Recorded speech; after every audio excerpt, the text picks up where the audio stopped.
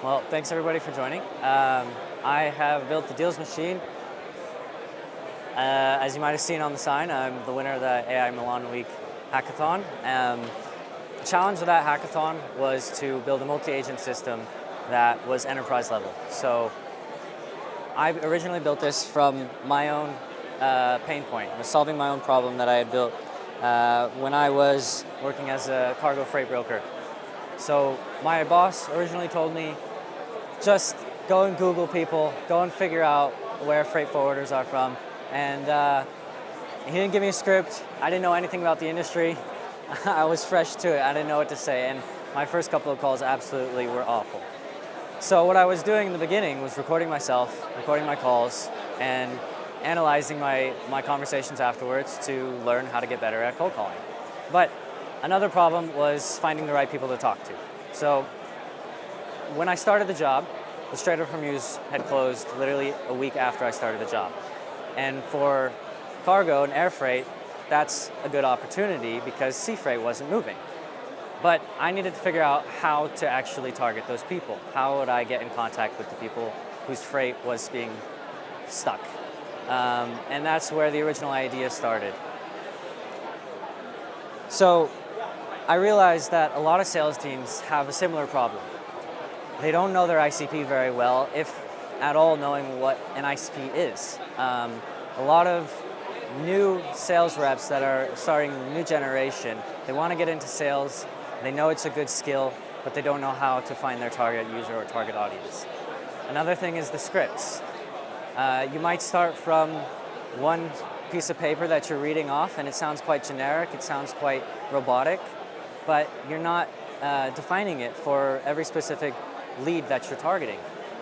And the other is, what are you doing with the data and information that you're learning from the call? How are you using that information and using the analysis of every call to better improve who you're targeting and find, again, who your correct ICP is? So I'm going to take a step back for a second and explain how I know that a lot of other sales teams have the same problem. What I've been doing is building a personal brand. I'm a solo founder. I built this by myself, and the best way for me to get distribution is through a personal brand. So I recorded a video and I posted on Instagram, that's my main platform, showing this system. I've gotten over 200,000 views across multiple videos. I have done 65 demos of my product in the last 2 weeks, and I now have 30 beta users that I've onboarded, and 100, actually it's at 136 on the wait list as of today. So this visualization seemed to gain a lot of interest. So from those 65 demos, I have had some very, very interesting conversations. A lot of different types of businesses and different types of workflows, and people from all around the world. That's the great thing about using Instagram. I've been able to have a huge reach. So from business leaders saying that they're biting their nails listening to their sales reps, just failing at the calls and not being able to coach them in real time, to really finding interest in the intelligence and wanting to better understand who their customers are, to even using it for marketing, analyzing the conversations that their sales reps are having and using the words and keywords from what their users and customers are saying to put that back into their marketing.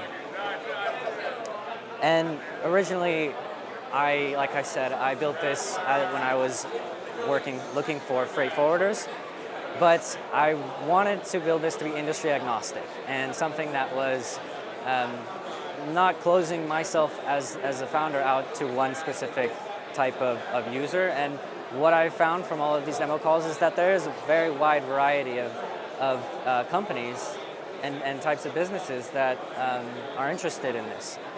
So now, enough with the promotion, I will go into a little bit of the infrastructure and how it works. So when you create your account, you go in through 3 doors. You can build with AI to define your ICP, going through multiple rounds of questioning to make sure it's very, very precise.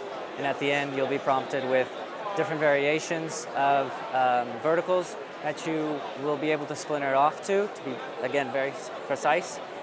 some feedback that I've gotten from the demo calls has been to bring your own list. Bring in a CSV. It's not only for pure cold calling and outbound, but it can also be for inbound leads that come in through a lead magnet or that you've already connected with through LinkedIn or through email, and you want to follow up with a conversation and be able to have the analysis and have the live coaching while you're on the call. And then, of course, connecting to your CRM. So I didn't want to rebuild everybody's workflow and be asking large enterprises to completely abandon the tech stack that they're already using. So my goal is to integrate with everything. I integrate with HubSpot right now, so you can bring in your leads, go through the calls, have the analysis of the conversation, and push that data back into your CRM. But in the future, I want to just keep expanding into the major CRMs that a lot of these big companies are using. So once you're in, you've created your account, you see the base layer with your company's data and information. So you can bring in transcripts, you can connect it to your Fireflies, you can upload documents, and you can even interview yourself. And another key part to this was making it very user-friendly so that you don't have to sit there and think, what do I want to put into the system here? It will actually extract it from you. And then all of that data that you've seeded in goes into I call them the three brains, the three layers of intelligence. You have one that's analyzing market, the news, the industry. You have one that's analyzing the specific people that you're targeting, and then one that's analyzing your calls and your conversations, which is the coaching. So all three of those work together on a loop continuously to improve. So the more that you use it, the smarter it gets, the more data it has about you, your conversations, your personality, the personalities of your prospects, and helping you refine who are your best types of leads.